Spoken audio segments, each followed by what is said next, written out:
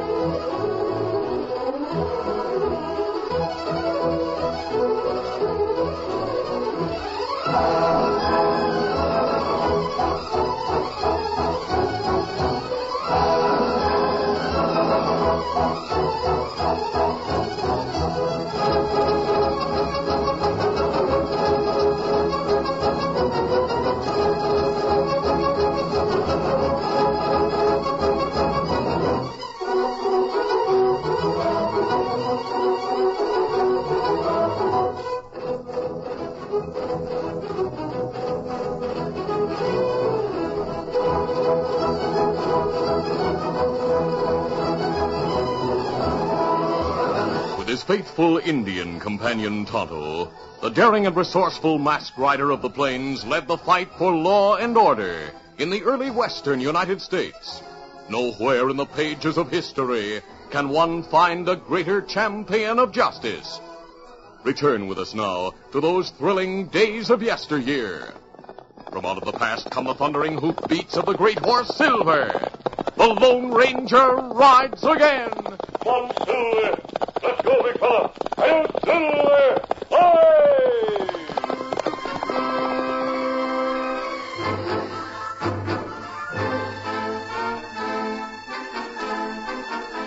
The frontier town of Red Sand was 5 miles east of Fort Randolph and 7 miles east of Apache Chief Black Bear's Indian village.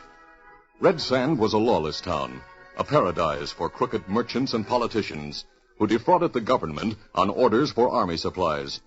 Other victims were the soldiers, whose income, while monthly or seasonal, provided a bonanza for cheats who dotted the town. 2 such crooks were Rip McKay and Buck Haskell. Their trading enterprises, most of them illicit, included gambling halls and a cafe.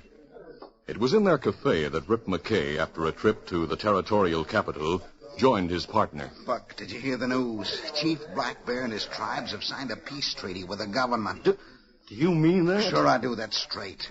The government's setting them up in a reservation only a few miles from the fort.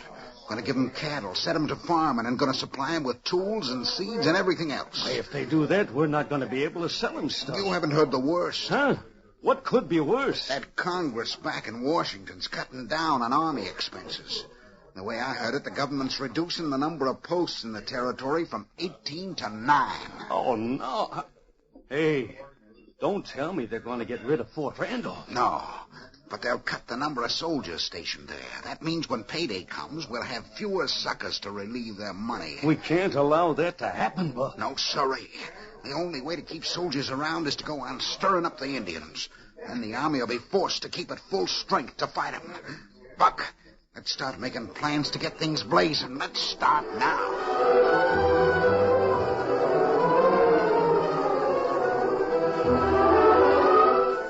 And that's the best plan we've hit on yet, Rip. With most of the soldiers at Fort Randolph being sent to New Orleans, like there were, there's only a skeleton garrison out there. And that garrison I heard today is out on a 2-day bivouac. If we strike tomorrow, we can pull off this thing easy. We'll want a real engine to lead our men, Rip. We have a real one, Buck. Howlin' Bird's just about the meanest redskin that ever breathed. I'll talk to him right now. He'll do anything I tell him.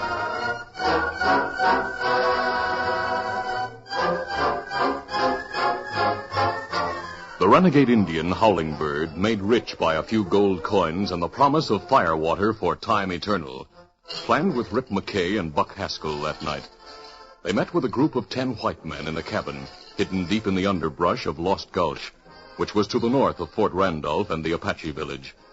The 10 white men were dressed in Indian regalia, with their bodies dyed brown and their hair greased and plastered down beneath the feathered bands that encircled their heads.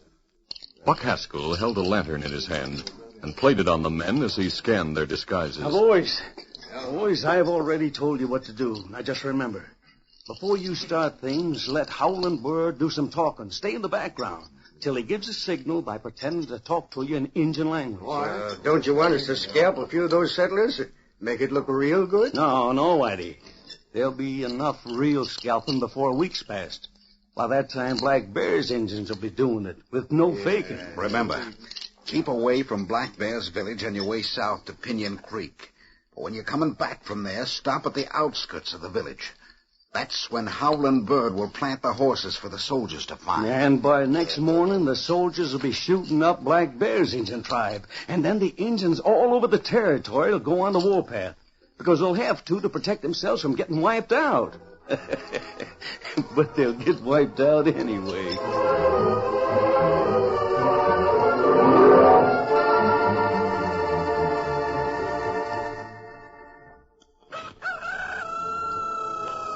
On the following morning, Orrin Snyder, leader of the colony of farmers who had settled along Pinon Creek, had awakened before dawn. He was preparing breakfast for his wife in the candle-lit main room of his cabin when the stillness outside was broken by the sound of horses. He laid aside a tin pan and started toward the window, now leaden-colored with the first traces of day. Before he reached there, the cabin door burst open. An Indian, his face streaked with many colors, stood in the opening, a rifle held menacingly in his hands. Pale-face, get up 4 birds. Me see light in window. What is it you want? Want all man, woman, and village. Get up. Listen to word Injun brave say. Orrin, who's that out there? You stay in your room, Sarah. Don't come out. What did you say? I heard horses outside, Orrin, and Get back into your room, Sarah. No, woman, stay here. She'll not stay here. Keep quiet.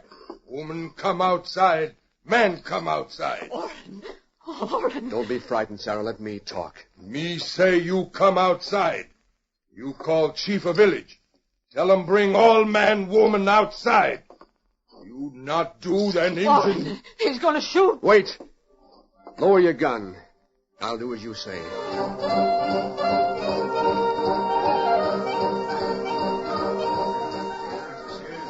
Orrin Snyder gathered the members of the colony together. Howling Bird's band of pseudo-Indians covered the settlers with their guns, remaining at a distance, however, so that their disguises could not be penetrated. Howling Bird talked to the assembled men, women, and children. Me bring message from great chief of Apaches, Black Bear. Him say, Paleface, go! This country belong to Injuns. You go! But we have an agreement with Chief Black Bear. We made peace with him when we came here. That happened long time ago. Now there's no more peace. You go. You not go, Injun, kill and scalp them. You can't do this. Our soldiers at Fort Randolph witnessed the agreement we made with your chief. Injuns make soldiers go too. Kill soldiers. Kill all paleface, no matter where. It's suicide for your tribe if you do. We in this village do not believe in the use of firearms. Me not savvy. My wife means guns. We don't use them, but our white brothers do, and they'll fight you. Our soldiers will come from everywhere in great numbers. The Indians will not have a chance if that happens. Paleface make heap big talk. Injuns laugh at talk. Injuns on warpath. Give Paleface last chance to go. You not go, Injuns, kill 'em all. We'll not go. We'll not leave here. Take us to your chief and we'll... He's paying no attention to you. He's talking to those Indians with him. What's he saying? I don't know. I can't understand. Now, Injun, make sure Paleface go. Half the men with Howling Bird lit torches and ran from cabin to cabin and to the storage huts applying flames. The other 5 men aimed their guns at the suddenly aroused settlers. Stop those braves from setting fire to our homes. They're destroying our food and... Stop them, I say! I'll kill you! Oh! You not kill nobody! Oren, darling. Oren, you're shot. As Oren Snyder fell to the ground wounded, the men of the group, aroused to a fury, started toward the men they believed to be Indians. But the crooks themselves, afraid, fired at the charging colonists. As the white men fell to the ground, Oren Snyder, still conscious, spoke to his wife. It's no use. Tell our men to stand back. We don't want any more of them killed. Yes, honey. Stop it! Stop it! Don't shoot anymore! Stop it! Sarah Snyder, pleading with settlers and gunmen, brought a stop to the shooting. The colonists, stunned and bewildered, paid no attention now to the flaming cabins or to the men who were visiting destruction upon them. Instead, they knelt beside their fallen men and began to administer to them.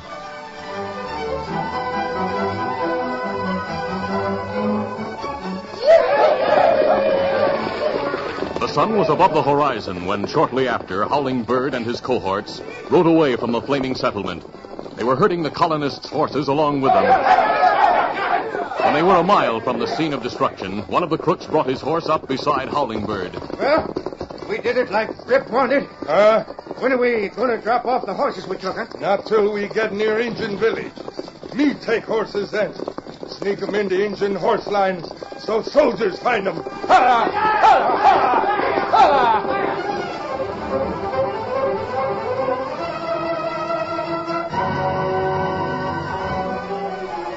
After pain-filled weeks in the home of Clarabelle Hornblow, the Lone Ranger had completely recovered from his wound. He had regained his strength in full measure and set out with Tonto to ride again the western trails. One silver!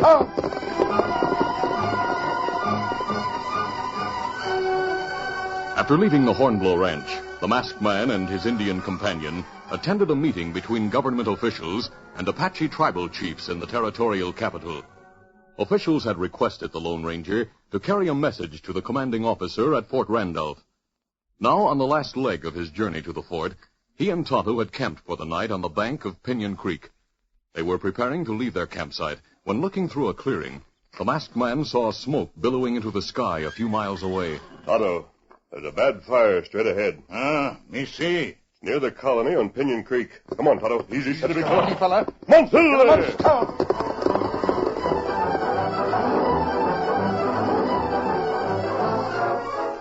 The Lone Ranger and Tonto arrived at the scene of the fire and found the farm colony almost completely destroyed. Their arrival was greeted with apprehension at first, but the Lone Ranger introduced himself and Tonto and assisted in treating the men who had been wounded. Sarah Snyder told the story of the Indian raid, while Tonto studied the hoof prints left by the Marauders. The Lone Ranger was puzzled. I don't understand what may have caused the Indians to do this. The one who led them said that Chief Black Bear sent him with a message that white men must leave the territory at once. That's the most puzzling part. I happen to know that Chief Black Bear hasn't been near his village in more than a week. What? Chief Black Bear and the chiefs of all the tribes in the Apache Nation are meeting with government representatives from Washington. They're together, as they have been for a week, in a place many miles from here. Why should they meet together? Because they're arranging the final details of a treaty. A treaty that should bring lasting peace to this part of the West. It's an Indian trick, that's what it is. Perhaps you're right. Yet it's hard to believe. Chief Black Bear has always been a man of his word. Kimasabi, Yes, Tonto? me look at hoof prints. Them easy to follow. But strange thing, Kimasabi. What is that, Tonto? Horses wear shoes. Only find mark of one horse that not wear shoes. That is strange. Why should it be? I don't understand. Indians don't shoe their horses, Mrs. Snyder. But the men who came here were Indians. Maybe they stole the horses they rode. They took ours. That may be the answer. Tonto, we'll leave now. Kimasabi, easy now. Hoof prints go east. That's the direction we're heading. Easy, steady, big fellow. We'll follow the trail left by the Indians and send aid as quickly as possible, Mrs. Snyder. Adios. Adios. Monsieur!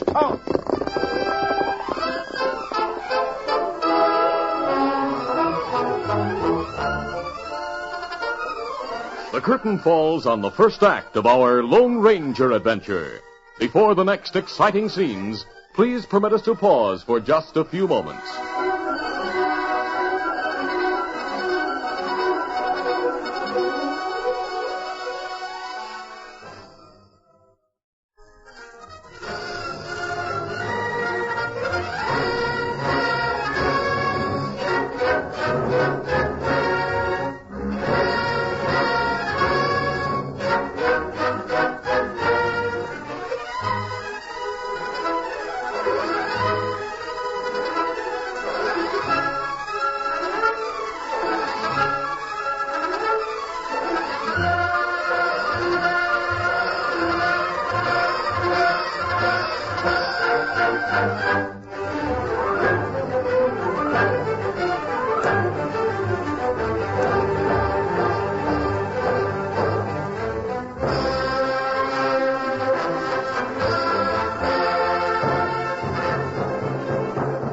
Now to continue. Renegade Indian Howling Bird and the crooks disguised as Indians had fled from Pinon Creek an hour before the Lone Ranger's arrival there. They rode until they were a short distance from Chief Black Bear's village. Then, while the rest of the gang waited, Howling Bird and Whitey rode away, herding the horses they had stolen from the colonists.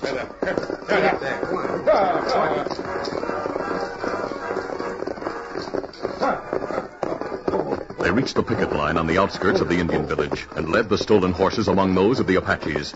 It was then that Indian braves saw them and, thinking they were horse thieves, began to shoot.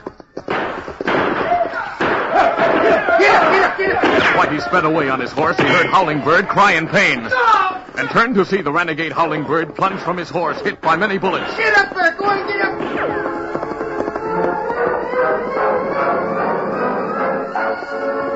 Whitey reached the waiting crooks a few minutes later. Ho there, ho! Boss, the Indians saw us. They started to plan we had to run away. We were outnumbered. What?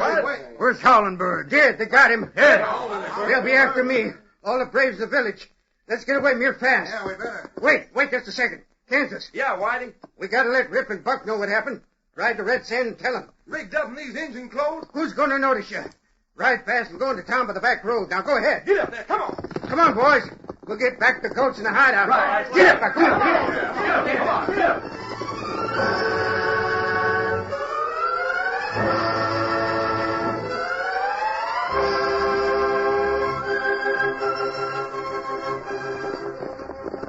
Shortly after Whitey and the crooks had ridden away, the Lone Ranger and Tonto appeared. They saw before them a band of more than 30 Indians, leading a line of riderless horses. Too late to avoid meeting, the Lone Ranger warned Tonto. Those are Apaches.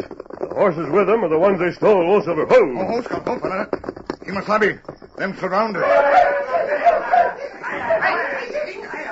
The Apaches, with guns raised, rode in fast and made a tightening ring around the Lone Ranger and Tonto. Then one of the braves, older than the others, raised his hand as a signal for the other riders to stop.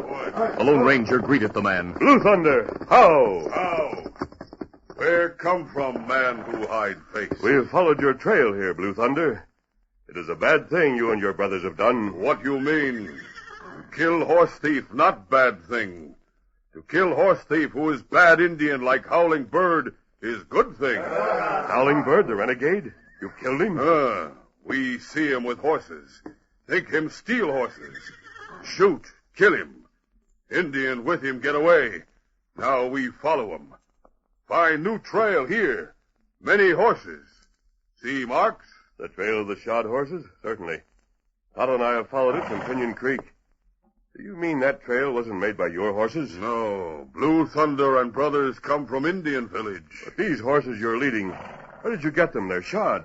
Briefly, Blue Thunder told of trailing the horsemen who had been with Howling Bird, when, for reasons beyond their understanding, the renegade had left the stolen horses on the Indian picket line. The Lone Ranger, too, was puzzled by this. There seems to be no doubt about it, though. The horses Howling Bird left, the horses you have with you now, they belong to the white men on Pinon Creek. Then the Lone Ranger told of the settlement that had been destroyed and related the story Sarah Snyder had told him. Blue Thunder and the braves who understood the masked man's story were angry. What Howling Bird say to white brothers is not true. It big lie. Chief Black Bear not send message for white brothers to go. Apaches not shoot white brothers, not start fire, not steal horses. We must convince the soldiers at Fort Randolph that this is so. If they think no that you... soldiers at Fort Randolph now. Them go away, make camp. Only small guard, one officer there. Blue Thunder know this. Soldiers come back to fort tomorrow. But these Indians whose trail you picked up may be miles away from here by tomorrow. Their trail may be lost by then. Apaches chase them now. Wait, Blue Thunder, just a few minutes. Let me tell you an idea I have in mind. Once more, the Lone Ranger spoke, but this time he outlined a plan. Blue Thunder, on hearing it, discussed with his tribesmen. Then he said, Man who hide face say wise things. Good for Apaches. Good for white brothers. Bad for Indians we chase. You'll do what I suggested then? We send braves, 3 in number, back to Apache camp. Them get food. Them bring food and medicine herbs to white brothers at Pinon Creek. Get young braves who stay in camp now to bring back horses that belong to white brothers at Pinon Creek.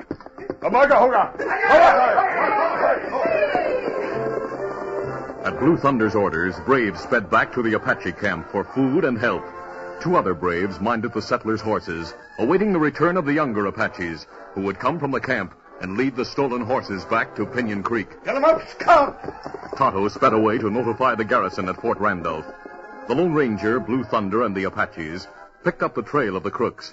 They followed it until they reached the entrance to Lost Gulch an hour later. Now, Blue Thunder, the trail of the men we're after leads down into the gulch. Plenty trees down there. Good place to hide. Yes. That's why I suggest we dismount here, and a few of us go on ahead. Easy, steady. The Apaches dismounted with the masked man and Blue Thunder. The Indian leader ordered his braves to hide with their horses in the nearby woods. Blue Thunder and the Lone Ranger set off stealthily along the still fresh trail of the men they pursued.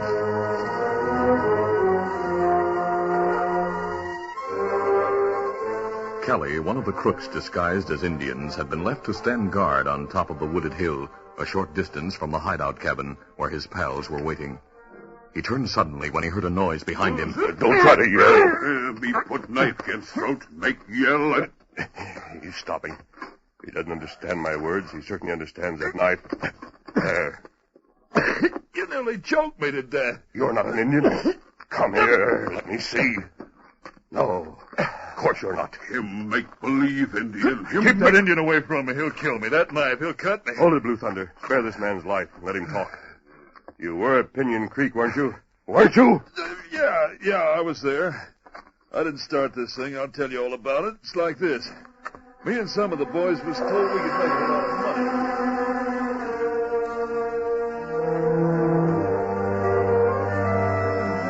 An hour passed, and inside the hideout cabin, Whitey, one of the 8 men in Indian costume, peered through the window. It's starting to get dark. Better light that lamp. The bosses will be getting here soon. Hey, fellas, Whitey. What is it, Kelly? You better come outside. I want you to see something. Hurry along. What's out there? What do you want, Kelly? Hey, Kelly, what is it you... Injuns! Real ones! Boys, start... Don't go for your guns. Look at Injuns everywhere. Don't shoot again. You make move, we shoot to kill. They have us, boys. We give up. Boys, they made me do it. They made me get you out here. The masked man... Watch out. Men come on horses. While half the Apaches kept the bogus Indians covered, the Lone Ranger and the others turned to face the riders, heard approaching from the underbrush. One of the riders was Tonto. The other was a captain of the United States Army. Me here, shot. Kimasabi. Ride fast. You catch bad Indians? Yes, Tonto. Only they're not real Indians. The captain... White's the name. I decided to come with Tonto when he told me what had happened. I've sent a messenger to call our men in from bivouac. What's the story here? The Lone Ranger told him. Then he concluded. But this man, Callie, tells us, Captain, that the leaders of the conspiracy are due here at any time. They have further plans. I think we should learn what they are before arresting them. By all means. Is that going to be possible, though? Yes, I think so. Here's what I have in mind. We'll tie up these crooks and let the Indians take them a short distance from here. Then we'll have Blue Thunder and a few braves.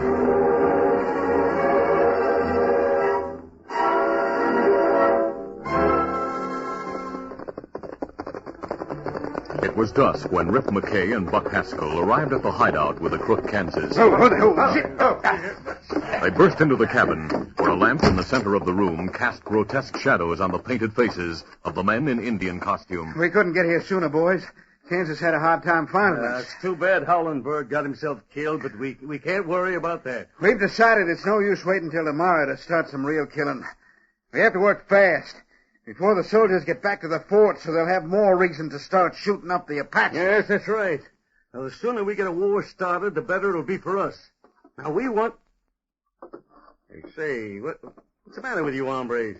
Why don't you say something? Because we want to hear what you say. Well, if I'm talking... Hey, who are you? Hey, Rip. Oh, no, he's not one of our men. No, he's not your man either. What? These are real Indians, Apaches. Keep away from us, Indians. They'll kill us, Rip. Shoot! Shoot! No! Got that gun. Oh, my wrist. I'm shot. I take your gun. No, my arm, you're breaking it. There's a masked man here, too. Mr. Take him. He's your prisoner. No! Now they got me. I'm shot. Now they're going to kill me. No, they're not. They're making you prisoners. There. You stand with other bad hombres. I'm a captain. An army captain. Yes. You two are under arrest. These Indians whom you try to get killed at the hands of our men will march you back to the fort with the rest of your gang. They're being held outside. You'll not make Apaches go to war against white brothers. These Apaches are helping the settlers at Pinon Creek. McKay, if one settler dies, you and Haskell and your gang will hang. And before you die, you'll help build cabins and storehouses for them once more. You'll go to jail for many years regardless for trying to start an insurrection. Your men have told us the reason for your despicable plot. The government will put you and the crooked traders like you out of this territory for good. You learned all these things fast. How? Me tell you how. Because Masked Man trail and find your bad men. Make them talk. Oh, you mean a masked man who was just here? Yes. I notice he's already left the cabin. But I know who he is. And the Army and I are grateful to him. He's the Lone Ranger.